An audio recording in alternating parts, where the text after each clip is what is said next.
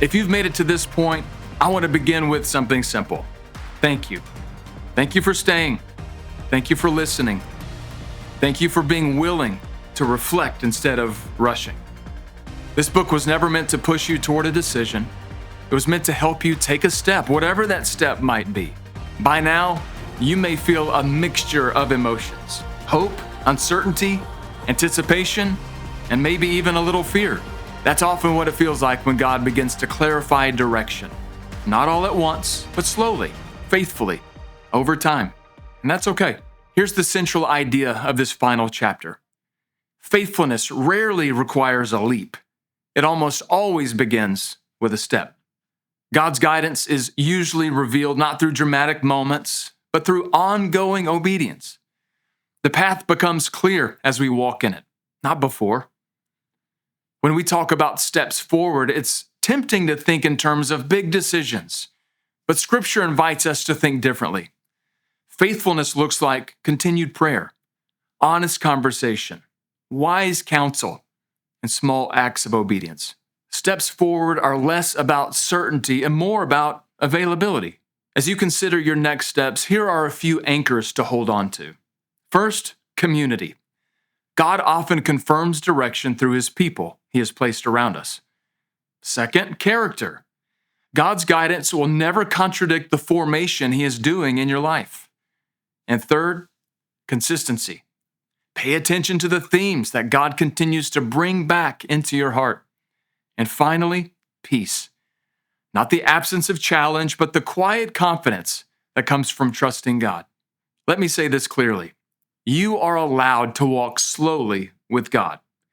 Obedience does not require urgency. Discernment does not demand speed. Some of the most faithful people in Scripture walked with God for long seasons before direction became clear. Waiting is not wasted time when it's surrendered time.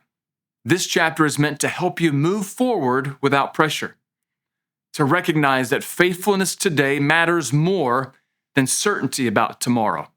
God is not asking you to solve your future. He's inviting you to trust Him in the present. As you read this final chapter, ask yourself simple questions. What feels faithful right now? Who should I invite into this process with me? Where might God be inviting me to trust Him more deeply? Don't rush these questions. Let them settle.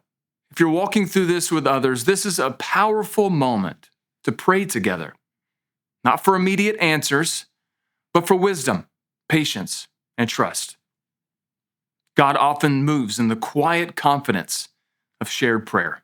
Let me offer this final encouragement. God's mission does not depend on you getting everything right. He's far more gracious than that.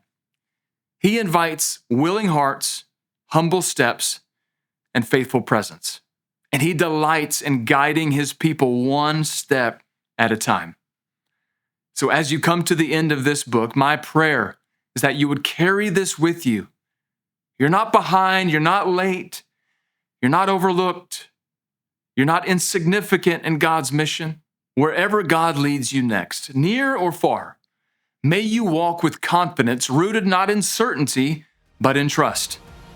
Take the next step, stay faithful, and trust that the God who called you is already walking ahead of you.